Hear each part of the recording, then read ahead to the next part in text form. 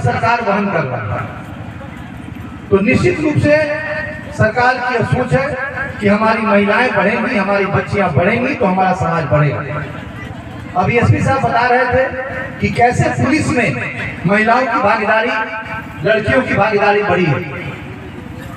बिहार ऐसा एक पहला राज्य है जहां पे महिलाओं के लिए सभी नौकरियों में 35% अलग से आरक्षण दिया गया, जिसका प्रतिफल है कि आज सभी नौकरियों में महिलाएं 50% से ऊपर महिलाओं की भागीदारी हो रही है। पूर्व में जो त्रिस्तरीय पंचायत था हमारा, उसमें बिहार सरकार के द्वारा 50% का आरक्षण दिया गया, और जिसका प्रतिफल है कि अभी जिला परिषद, नगर निगम, नगर परिषद या जो मुखिया है उनमें महिलाओं की अच्छी भागीदारी है। 50% महिलाओं की भागीदारी है, और महिलाएं बढ़ चढ़ के समाज के उत्थान में, हमारे समाज के विकास में बढ़ चढ़ के हिस्सा ले रही है।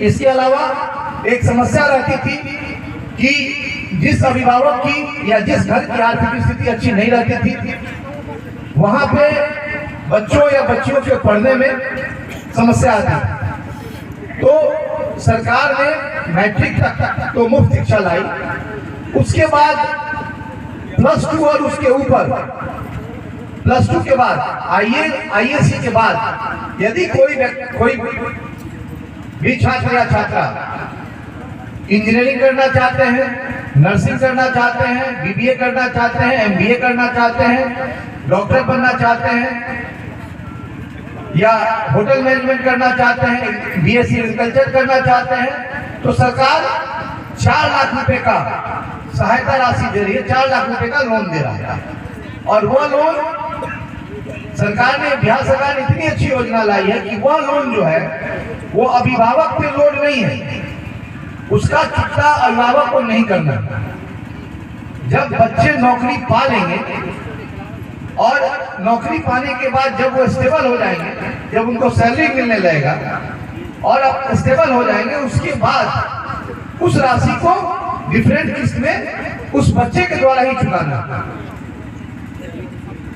माननीय मुख्यमंत्री जी की सोच है कि किसी भी बच्चे की पढ़ाई, किसी भी बच्चे की पढ़ाई आर्थिक स्थिति के कारण, पैसे के कारण नहीं रुके, और सभी बच्चे बच्चियां जो उनके पास टैलेंट है, जितनी उनकी क्षमता है, उसके अनुसार अपनी नौकरी पाएं या अपना स्वरोजगार करें। स्वरोजगार के लिए आप सभी लोग जान रहे हैं कि मुख्यमंत्री उद्यमी योजना लाई गई, बिहार सरकार ने लाया कि जो व्यक्ति यदि पढ़ने लिखने के बाद भी, जबकि अब तो ऐसी स्थिति हो गई है कि जो भी बच्चे थोड़ा भी पढ़े लिखे हैं, इतनी वैकेंसी निकल रही है रोज कि जो भी बच्चे थोड़े भी पढ़े लिखे हैं, या तो सिपाही बन जा रहे हैं, या शिक्षक बन जा रहे हैं, या दरोगा बन जा रहे हैं, या एक्साइज डिपार्टमेंट में चले जा रहे हैं, या स्वास्थ्य विभाग में चले जा रहे हैं। तो जो बच्चे ढंग से पढ़े हैं, निश्चित रूप से उन सभी की नौकरी अगले 6 महीने में हो जाएगी, ये तय है। अब जिसने पढ़ाई नहीं की है, जो इधर उधर करके डिग्री लेने में विश्वास रखा है, उसी को समस्या है। तो निश्चित रूप से जो पढ़े लिखे बच्चे हैं, उनकी बिहार सरकार में 100% बेरोजगारी खत्म हो जाएगी। अब वैसे बच्चे आ रहे हैं के साथ ही स्थानीय सम्मानित जनप्रतिनिधि और उपस्थित जन समुदाय, बतौर पुलिस अधीक्षक हम आप सभी का यहाँ पे स्वागत और अभिनंदन करते हैं। ये मेरे लिए बहुत अच्छे है कि मुझे आप लोगों के बीच कुछ कहने का मौका मिल रहा है, और इस प्लेटफॉर्म के माध्यम से कुछ बातों को लेकर हम आपका ध्यान आकृष्ट कराना चाहते हैं। नया साल नज़दीक है, तो पहले हम शुरुआत करना चाहेंगे कि चेनारी क्षेत्र नए साल पे क्या नया मिलने वाला है। पुलिस की तरफ से 2 चीज़ें मिलने वाली हैं। उगहनी ओपी नया उद्घाटन हुआ था, आप लोगों में कोई थे उद्घाटन में? वहाँ पे हाथ उठाइए, बहुत लोग थे वहाँ पे जी। उगहनी आपका थाना बनने वाला है। उगहनी थाना बनने वाला है।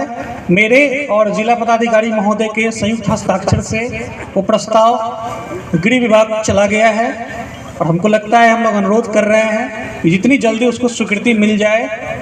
उगहनी के नए थाना बनने से चिनारी थाना पे नहीं जाना पड़ेगा संबंधित क्षेत्र की जनता को।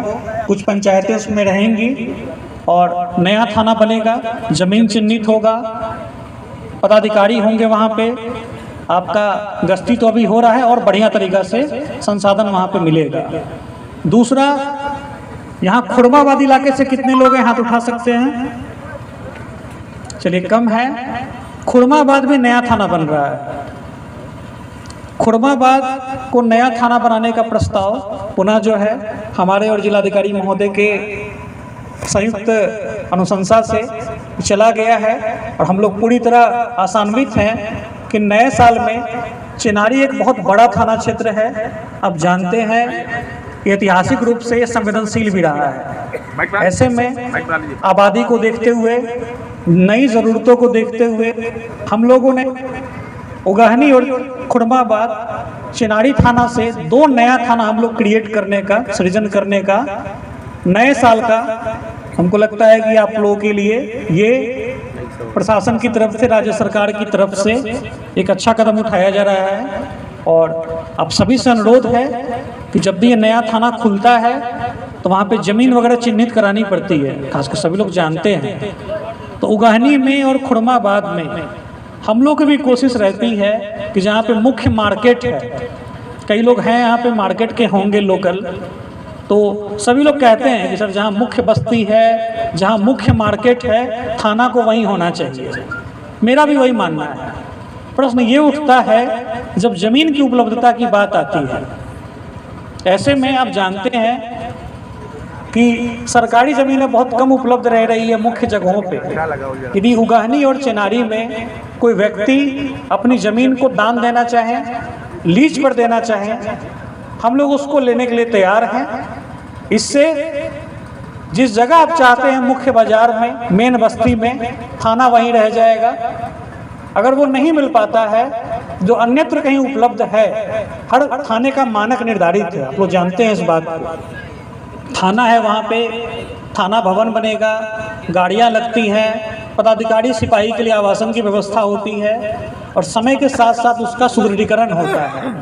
तो मेरा अनुरोध होगा उगहनी की जनता से और खुरमाबाद के जो लोग हैं, मीडिया कर्मी, उनके माध्यम से कि यदि आप लोग ज़मीन चिन्हित करने में सफल हो जाएं तो हम लोगों को उसको लेने में कोई दिक्कत नहीं है। तो ये तो जगह के बारे में था। अगली बात जो है कि